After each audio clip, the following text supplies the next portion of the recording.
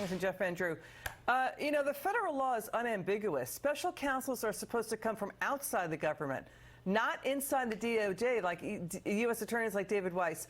So you guys, I think you have standing to fight this, to continue oversight, Ways and Means, and judiciary probes into the Biden family. Because, as soon as Comer was saying, I'm going to subpoena Joe Biden, I'm going to subpoena Hunter Biden, then you have, the U.S. Attorney David Weiss named as special counsel. How are you guys going to fight this? Are you going to continue with an impeachment inquiry that, we've got Greg Steube filing articles on that today? Absolutely. We should absolutely do an impeachment inquiry. This is as corrupt as everything else that they do. Excuse my, I've been doing a lot of talking today. As corrupt as everything else they do, and they deserve to go through this process and to have real justice. He cannot be the special counsel. It's against state statute. So we've got to fight hard on this. What they're trying to do is be real cute here and real corrupt as usual and say, well, we really can't give you anything because there's an ongoing investigation. They've had this for 5 years. They're not going to do anything. We need the impeachment inquiry to find out what's really going on. We need the added tools and ability that you get when you have an impeachment inquiry to find out the truth. We're getting there. We're close. And there's already enough to move forward with this. So what power do you have to call in witnesses if the special counsel says, I got to call that witness in? Well, that's what we're going to find out, and we're going to do everything we can. First of all, that's the other good thing about the inquiry, because the impeachment inquiry is separate from some of what this other part of it. So I think through the impeachment inquiry, again, with those added tools that you have, the increased investigatory power, that you can move forward and actually call these witnesses in. And that's what we need to find out. It's constitutional. It's now separation of powers. I mean, Congress has the power to oversee impeachment inquiries. The executive branch has power over the judiciary. So it's that constitutional fight.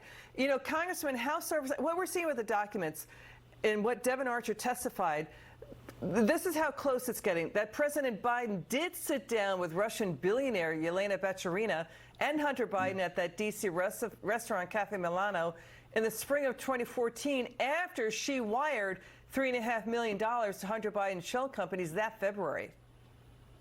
Yeah, no question about it. And that's why it's been hands off of her. Her husband was the former mayor of Moscow. They are she is an extremely wealthy woman, probably the wealthiest oligarch in Russia.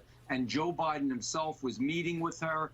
Every other oligarch in Russia got publicly sanctioned by Biden. Not her. She was left alone. I mean, This stinks. Joe Biden literally is become a merchandise, and Hunter Biden is the salesman. And it's sick, and it's un-American, and it's wrong, and it really, truly angers me. And to think how arrogant that they are, that they believe that they could come up with this phony special prosecutor, special counsel, rather, is nonsense, because it's not in state statute. They can't do it that way. They need somebody objective, it's not in federal law, independent, and removed from government. Again, federal law says the special counsel is supposed to come from outside the government. Let's listen. I meant federal. I'm sorry. No, you're fine. Let's listen to Jonathan Turley in all of this. Watch him go after the media, saying, "Come on, watch." The media is now acknowledging that, sure, Hunter Biden was selling influence and access, but it was an illusion. And there's no proof that Joe Biden got an envelope full of money or a direct deposit to his account. Well, that's just ridiculous. I mean, obviously, all of these payments benefit Joe Biden. It's going to the Biden family fund. Being a crook doesn't mean you're a moron.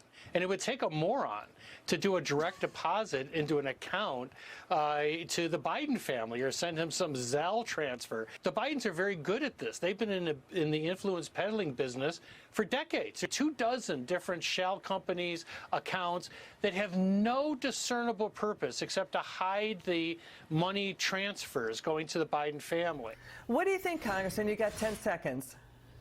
I think it's true. I think it's there. I think we have to go after it. Devin Archer told us that 20 different times Joe Biden was on the phone with them. I think that Joe Biden went over to Ukraine, told them if they didn't fire the prosecutor that was investigating Burisma, that they wouldn't get any money. It is influence peddling. And as I said, Joe Biden was the merchandise and Hunter was the salesman. Got it. Disgusting. Congressman Van Drew, thanks for joining us.